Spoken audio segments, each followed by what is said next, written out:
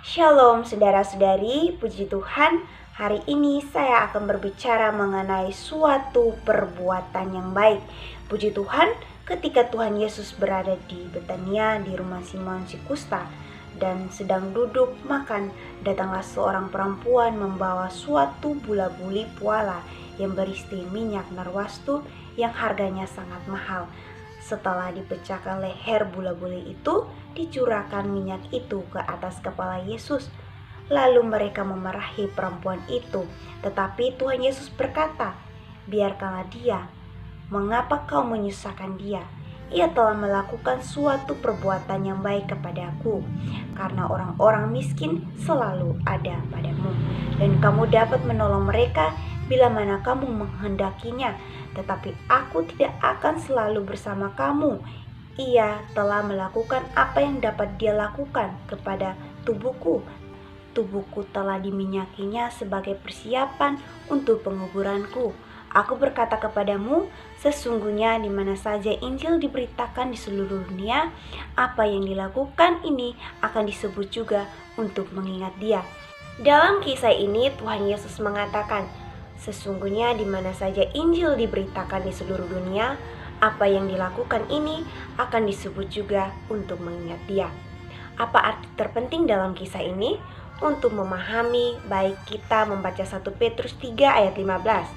Mengatakan, "Tetapi kuduskanlah Kristus di dalam hatimu sebagai Tuhan, dan siap sedialah pada segala waktu untuk memberi pertanggungjawaban kepada tiap-tiap orang yang meminta pertanggungjawaban dari kamu tentang pengharapan yang ada padamu, tetapi haruslah dengan lemah lembut dan hormat." Amin. Yang mengatakan, "Tetapi kuduskanlah Kristus di dalam hatimu sebagai Tuhan." Jadi kisah ini hanya memimpin orang melakukan sesuatu hal, menguduskan Kristus. Karena itu Tuhan berkata, sesungguhnya Injil diberitakan di seluruh dunia, apa yang dilakukan ini akan disebut juga untuk mengingat dia. Tetapi bagi orang miskin, hendak mempersembahkan segala miliknya kepada Tuhan, sungguh sulit. Perempuan ini telah melakukan apa yang dapat dilakukannya. Dia tidak menyisakan apa-apa bagi dirinya. Ini yang menyebabkan Tuhan memujinya.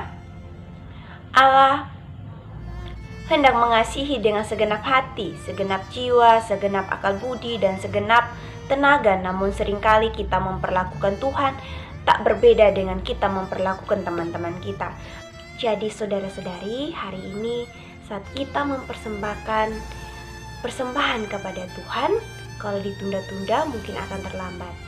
Ingin mengurapi Tuhan setelah Tuhan bangkit sudah terlambat. Demikian pula ingin mempersembahkan persembahan kepada Tuhan dan mengasihi Tuhan sebulat hati sudah kita dan dibangkitkan kiat, itu pun sudah terlambat. Karena pada masa kebangkitan, kalaupun kita memiliki laksana dunia, sudah tentu dengan rela akan kita tinggalkan semua demi mengasihi Tuhan. Tetapi Tuhan menghendaki agar pada masa kita bisa dengan mutlak mempersembahkan persembahan kepadanya.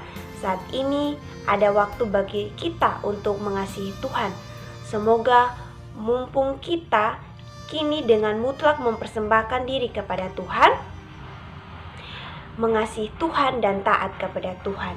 Amin. Tuhan Yesus memberkati. Shalom.